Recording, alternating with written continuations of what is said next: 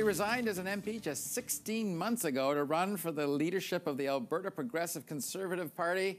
His subsequent plan was to induce a merger between the PCs and the Wildrose Party. Then he would seek the leadership of the newly constituted United Conservative Party. Incredibly, it all went according to plan, and last week Jason Kenney was elected as a UPC MLA in a wildly lopsided by-election victory.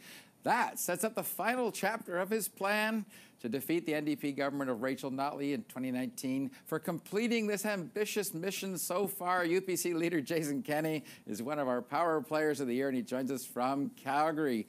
Well, Jason Kenney, I get tired just reading that introduction. What's the year been like for you? Have you had a night off in 2017? Barely. It's been an amazing 18 months. We started this in July of 2016, Don, and when we started this whole project, people said it was crazy. It couldn't possibly work out.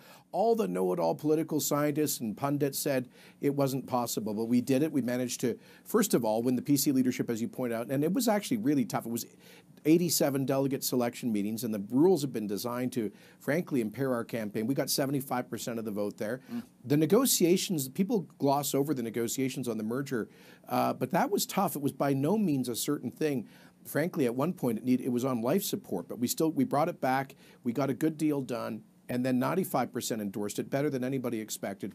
And now I'm told, although who's counting, that we got the largest number of votes ever for a by-election win in Alberta political history. So wow. The cool part of this is the number of people who voted for me last week in the by-election, greater percentage than the combined PC plus Wildrose vote in the 2015 general election, which tells us that the whole premise of this unity thing was correct, that the two sides have united and then some. Wow. Well, as I said, I was one of the pundits, I think, that was kind of skeptical, but I've been proven wrong again. Jason Kenney, how is the new UPC party for viewers across Canada? How is it different from either the Wildrose or this PC party? What makes it unique beyond you as leader? Well, to take a step back, Don, you'll understand this because for viewers in other parts of the country may not know, Don was the leading political commentator in Alberta through the decline years.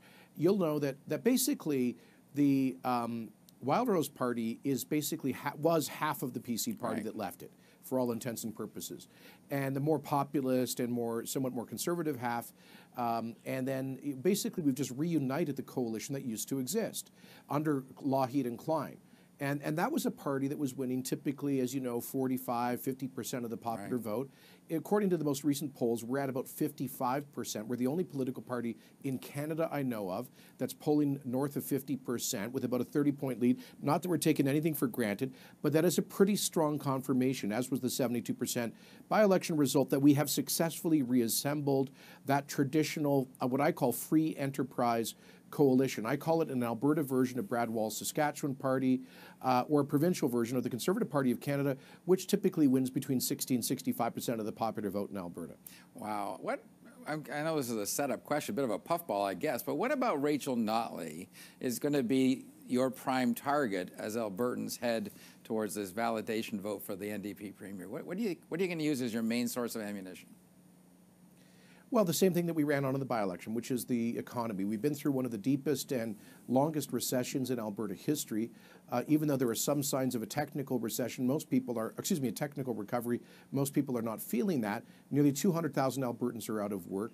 Over 40,000 have given up looking for work. Tens of thousands have left the province that always used to be the brain gain province. We've become the brain drain province. Tens of thousands of small businesses have gone bankrupt. Tens of billions of dollars of capital has fled our oil and gas sector to go to oil and gas elsewhere in the world.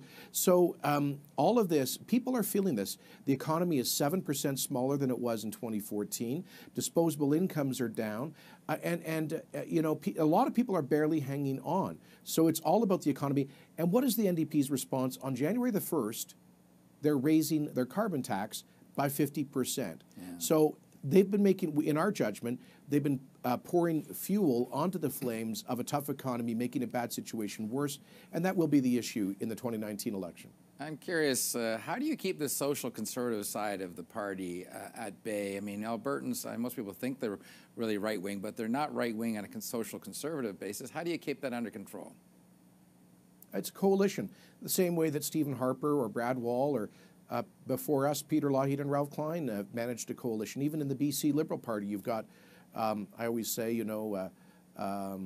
blue-collar, hardcore libertarian conservatives from northern BC and evangelical social conservatives from the Fraser Valley and self-styled progressive urban liberals from Vancouver.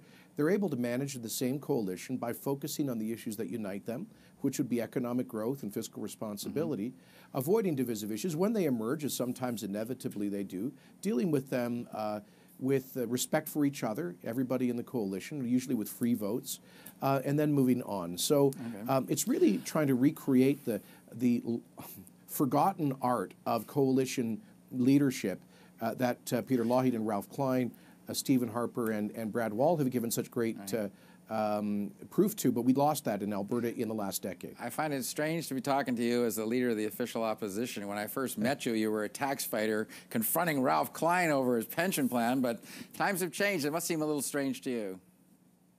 Yeah, well, you remember I got Ralph to cancel the MLA pension plan, so I put myself out of a pension right there, Don. Whoever would have imagined when you saw me debating Ralph in the basement of the Alberta legislature in March of 1993 that this is where we'd be? I never thought in my wildest dreams. All right, Jason Kenney, very interesting story. Congratulations. I think anyone would say that's a pretty impressive year for you.